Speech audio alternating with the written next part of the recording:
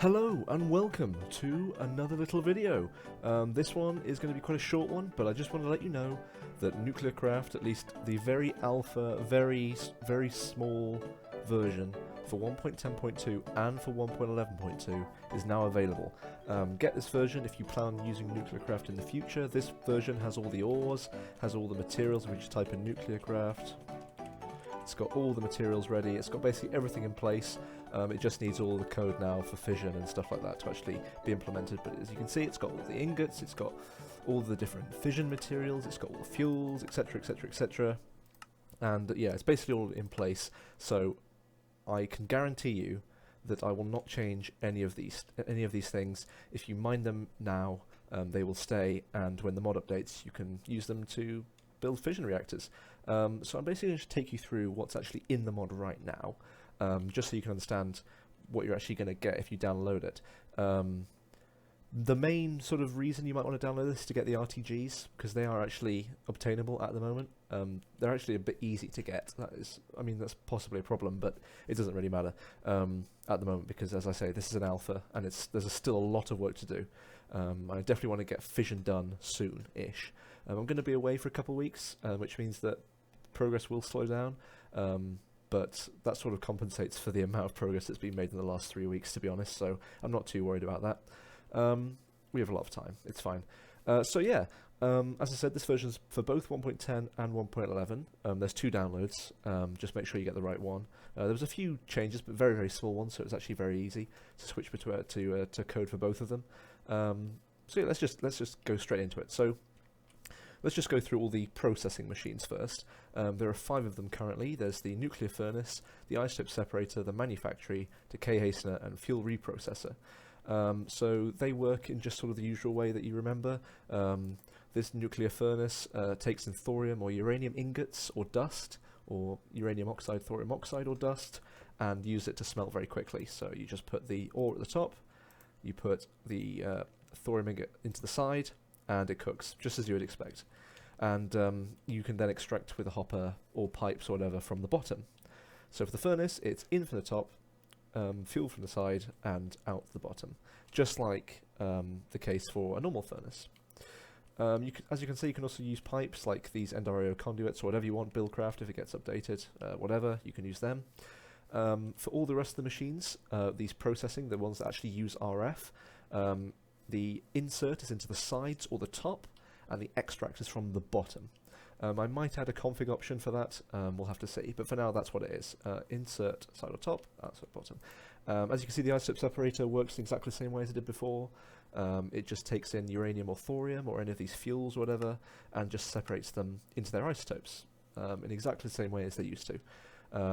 So it's very simple, and again you can just extract in the way you'd expect, and there you are. There's the uranium-238 and 235, which you can then use to make your nuclear fuels in the way that you remember.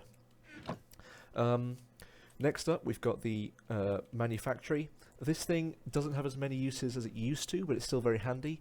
For example, it can crush up rhodochrosite, which is going to be used for making the lithium-ion batteries. So that's very simple. That makes crushed rhodochrosite, which can then be used to make elite plating, which isn't actually in any recipes yet, but that will be used in, say, the fusion reactor and the more advanced things. You smelt this to make the manganese oxide, which then in turn, with the oxidizer, which hasn't been introduced yet, blah blah blah. You remember all that. You can also crush diamonds in it. You can also crush quartz, and it can also be used to turn lapis into prismarine, I think. That's just a nice little recipe at I think a 4-to-1 rate or something. I can't quite remember, but the manufacturer is going to be used for a couple of recipes that are crucial. One of the more crucial recipes, I guess, actually, that I should probably show is that coal is turned into graphite. That's quite important. So graphite's used in a lot of the recipes. Oh, it turned into graphite dust, and then graphite dust can of course be smelted into graphite bars. This is the Extreme Reactors graphite, but it's got ore dicked with my graphite. And you can use it for all the big reactor stuff, or for all of the RTGs and other stuff that's in the mod. So that should be fun. So that's manufactory. Decay hastener, you remember this. Any nuclear fuels you have, you can put in and it will just decay. You remember this, it's pretty simple. It just decays them in the usual way. You can go on Wikipedia and find out what decays to what if you want to check this, but basically eventually everything decays to lead. This can sometimes be really useful if you're you happen to be low on certain isotopes when you're trying to craft certain fuels. That shouldn't happen, but if it does, for whatever reason, then you can use that. This can also be used, of course, to get lead and stuff like that. So, and if you are focusing on a particular fuel type, if you've only got like a couple of very big reactors rather than a lot of small ones for different fuels, you can perhaps decay back down to uranium and thorium just to keep using that over and over again. So that's an option. So that's a decay hastener, pretty simple. Fuel reprocessor, again, very simple. You just put in your you put in your depleted fuels. So let's just get a couple examples. Let's just get, I don't know, depleted low-enriched curium-243. That goes in there, and it's just as it was before. Well, it's not just as it was before, actually. I should probably explain. The whole recipes in the fuel reprocessor is the one thing that has changed a lot, because a lot of people are saying how it's really difficult to go up the tech tree of fuels. This should change. The recipe changes in this should change that. So it should be reasonably reasonable to go up this fuel chain. Just to give you an example of that, let's look at LEU-235. That's sort of the base fuel, really, isn't it? So if we look at LEU-235, depleted. Where is it? Here it is. I've updated some of the textures as well for the depleted fuels. You'll see that it gives you a lot more. Actually, that was a bad example, wasn't it? Wow, that happens to be a really bad one. I guess because LEU-235 is so common. Let's look at LEU-233, which comes from thorium. Basically, the old problem with the recipe system was that it gave you way too much back of the fertile version of the fuel. There we go. This is a much better example. So LEU-233, which is a little bit more work to get, but it's definitely worth it. As you can see, you get a lot of plutonium, a lot of 242, which is very useful, a lot of the 243 americium. So on average, I mean, we can just look at the colours. I mean, by the time you get to plutonium, you're already producing curium in large numbers. You can just see that in the colour. And by the time you get to sort of americium, you're already starting to move into the californium stage, and berkelium, which is a new element. I'll go through that in a second. But yeah, this is the fuel reprocessor. Pretty simple, and you can then use those products to make new fuels and etc. etc. And you can do some auto crafting and some complicated system. I'll leave that up to you to decide how you want to do that. Now the fission reactor, the fission controller. This is work in progress still. This is not done. So we're past all the processes. This is the first generator that we're going to look at. So far, it doesn't actually generate anything. By the way, I should probably mention that on all of these machines, if you apply a redstone signal while it's running, so for example, if we're crushing rhodochrosite, if we apply a redstone signal, it turns it off for a second. And if it's on and there's nothing in there, then it will go back to 0. So you can turn it on and off with that. So there we go. It's the opposite way around for the fission controller. If you put a fuel in, you see it will disappear. This is very work in progress. There's basically no. It basically works like any old machine, except for it actually absorbs the item. You have to actually turn it on to turn it on, and it will generate no RF. It will just process and deplete the fuel. So that's all it does at the moment. I promise you, it will work similar to how it used to in 1.7.10 when it's finished. But for now, it is not finished. So you just get depleted fuels, and then you can put these depleted fuels in here, and etc. etc. So we can put that in there. And so right now, this is just a depleter, which is slightly, I don't know whether that's overpowered or not, since you're not getting any power, but it's definitely a quick way to get RTGs if that's what you're looking for. So yeah, there we are. You will have to discover how to make RTGs yourself, or at least the fuels. I mean, if you look up the recipe for plutonium-238, for example, you're not going to get any recipes from the isotope separator at the moment, because I haven't added JI support for any of these machines yet, so that needs to be done as well as soon as possible, because that's incredibly helpful and useful. So for now, you're going to just have to do some experimenting. But yeah, that's the fission controller for now. As I said, it's not done, so that's pretty simple.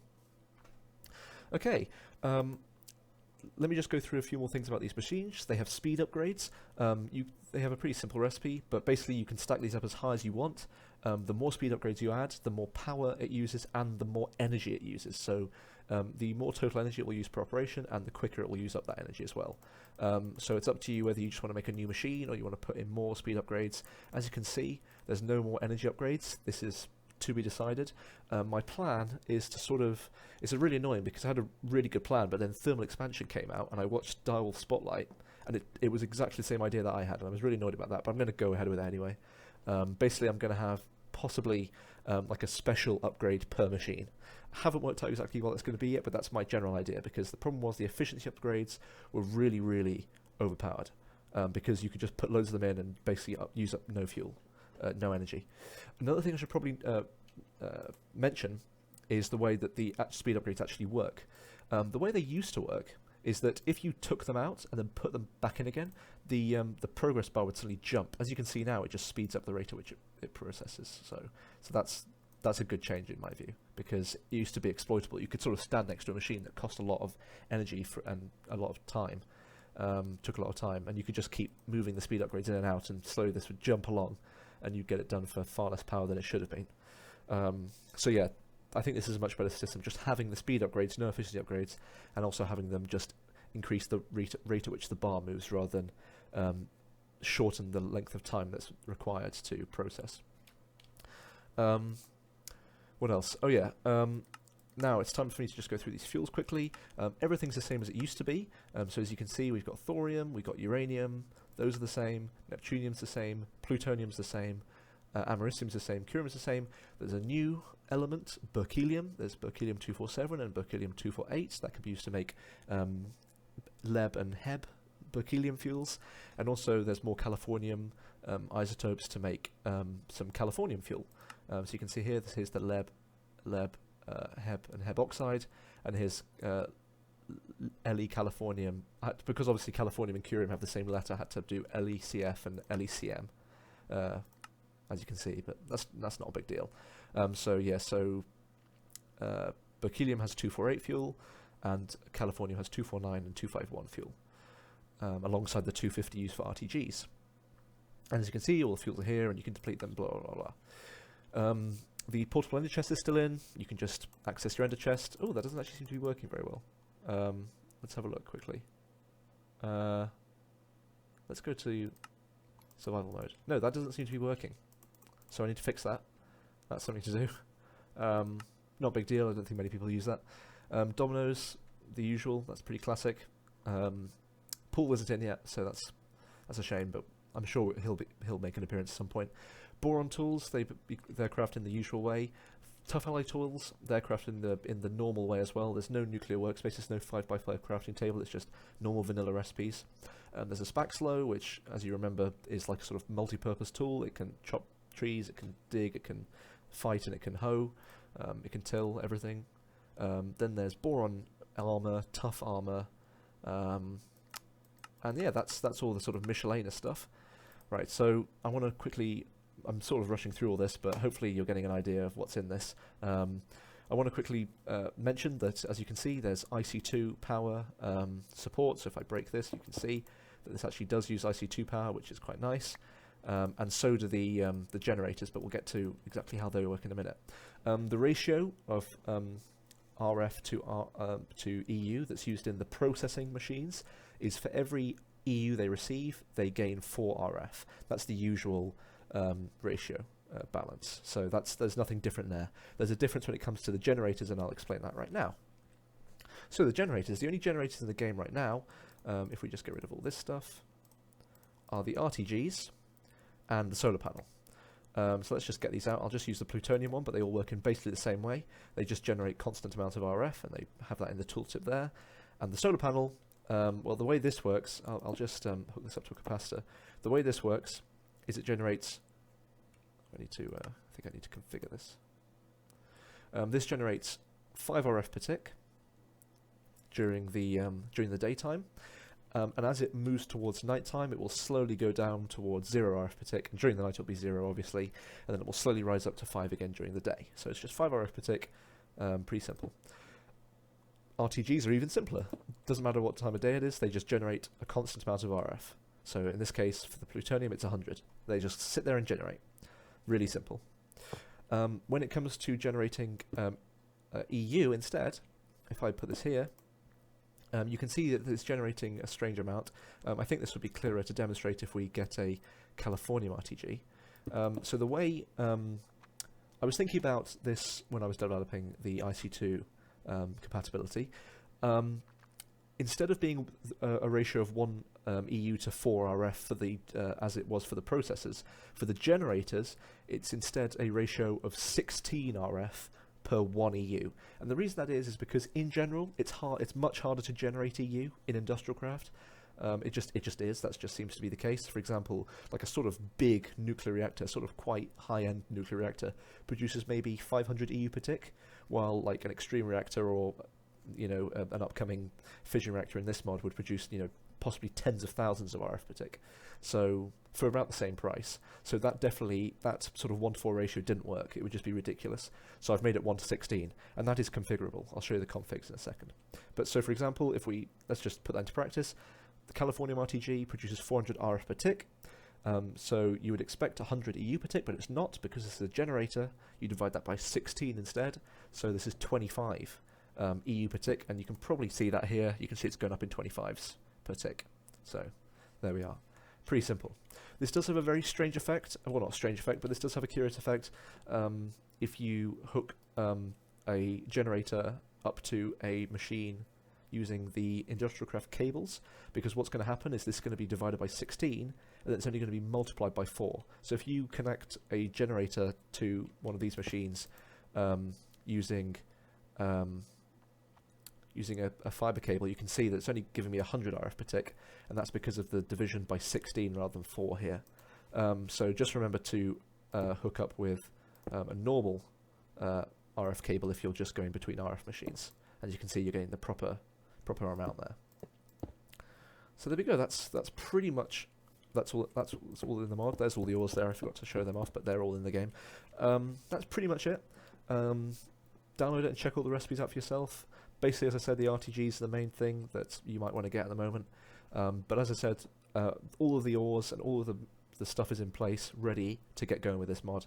I'm really happy to be getting up to 1.10 and 1.11. Thank you all very much for the support. The last thing I will show you is the configs. The configs are quite interesting now in Forge. They're very powerful. So if we go, where is it? I'm using an FTB pack, so there's lots of weird stuff. Oh, I can search. I didn't even see that. If we go into NuclearCraft, all the stuff is there, but we can configure it, and the config in this version of Forge is really cool. So you can actually just go into, I think for a server, you probably have to go into the file itself. I'm not so sure about how you do it for a server, but I'm pretty sure you have to do it the old way. But in a client, you can apply globally. I guess that means for every world you ever create, rather than just in a single world. But as you can see, we can configure the ores. I've already done that. It tells you if you've done it, and you can press this to go back to the default. For example, let's just look at some examples. So ore configs. This is generate ores. So this is just a Boolean, a true or false, and the order in that list is copper, tin, lead, etc., etc. It tells you in these little tooltips. If you just hover over them for long enough, this will give you the information. So you've got the title here, and then a little bit more information in the yellow that tells you what's going on. So that's the ores. The processor configs. Here you can tweak that ratio for the processors, so how much RF you get per EU inserted. Pretty simple. And the base power use and the times and stuff like that you can edit up there. Pretty flexible. The generator, as you can see, that 16 is there as the default. Again, you can change that. In fact, I've never actually done this live. Let's see if we can do this. Let's change it to 4. Or let's change it to 1. Just why not? Let's do that. And let's hook up a Californium RTG to an MFE. Is that working or not? I can't tell. I don't think it is. Maybe I made a mistake there. Heyo, just leave it on 16 then. I'll have a look through that. Unless I am making a mistake and I'm misinterpreting the way that's meant to work. Never mind.